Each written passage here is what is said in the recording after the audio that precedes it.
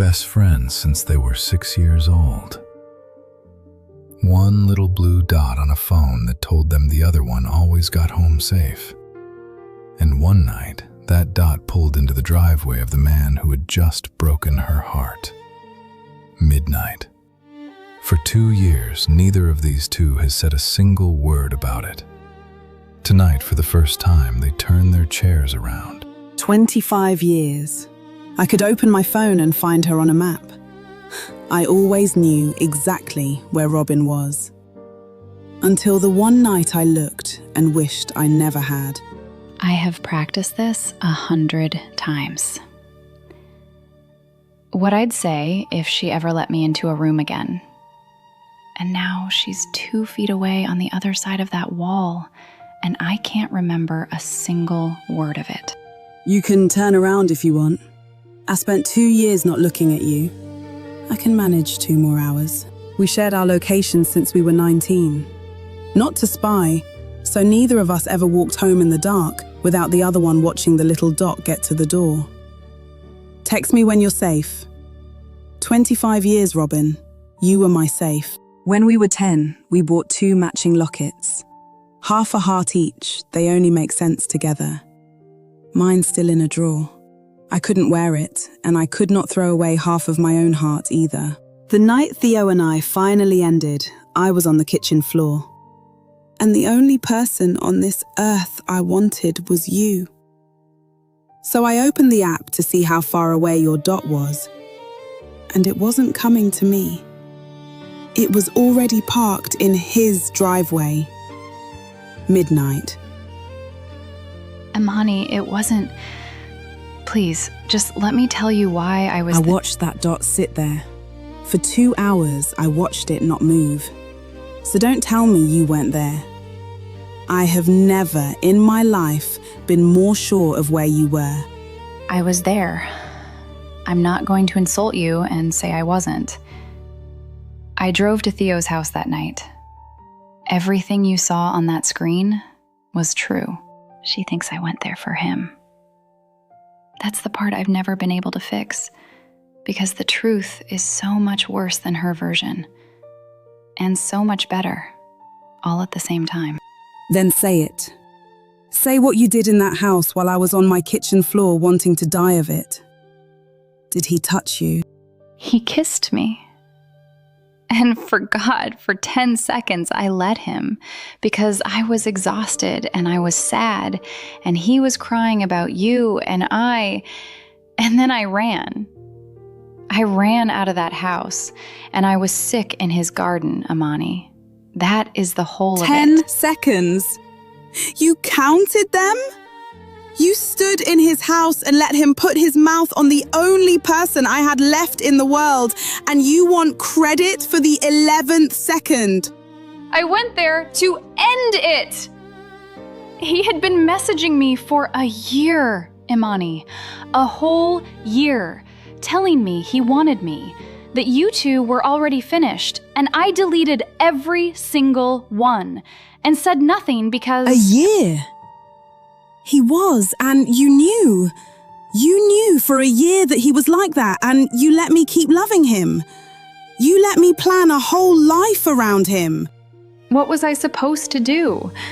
Walk up to my best friend and say, your boyfriend wants me? She'd have heard one thing that Robin wanted him. So I swallowed it. For a year. I told myself I was protecting her. I was protecting myself from being doubted. You didn't protect me. You managed me. You stood guard over a secret that was mine. My life, my years. And you decided I couldn't be trusted with my own truth. Everyone keeps asking why I cut her off without a single word. The kiss, I could have screamed about the kiss. But the year she spent editing my own life down to what she thought I could handle, that's the one I couldn't survive saying out loud. And here is the part I have never said to anyone.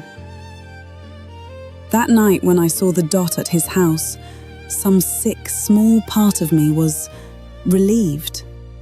Because now I had a reason it ended that wasn't Imani chose a liar and stayed 2 years too long. I got to be the one who was wronged instead of the fool who already knew. I saw your dot at midnight, Robin, and I never called. I never asked. I needed you to be the villain so badly that I let 25 years die rather than hear there was another side. I made you the bad guy because the only other suspect was me. You saw it? That night? You've known where I was this entire time, and you let me believe I just slowly lost you? I have spent 2 years rehearsing how I disappointed you, and you saw the dot the first night. She didn't lose me. She chose this. And the worst part is that I understand it. If I had been handed away to be the wronged one instead of the liar, I think I would have taken it too. I didn't come here to take you back. I came because I am tired of carrying half a heart in a drawer and pretending it's only your name on the wreck. We were both there that night, you in his driveway, and me on my floor, already knowing, choosing not to know. Neither of us gets to be clean. I can't be your best friend, Robin. The girl who told me everything died at midnight in that driveway. But I'm not going to spend the next 2 years building you into a monster just so I get to stay the saint. I forgive the 10 seconds. I'm keeping the year. And I'm putting my locket down. I just can't pick yours back up. She forgave the worst night and kept the worst year. That isn't mercy, and it isn't cruelty, it's just the truth, finally weighed honestly. She set her half of the heart down so gently, and I will spend the rest of my life wishing I had handed her hers first. One of them drove to the wrong house at midnight. The other watched the little blue dot and chose 2 years of silence over one hard conversation. A kiss forgiven, a year that wasn't. So we have to ask you, who betrayed her more? The friend who hid the truth for a year, or the woman who already knew and let the friendship die rather than admit she'd been a fool? Take a side below, no judgment here. This is Closure Chronicles. Subscribe and stay for the next one.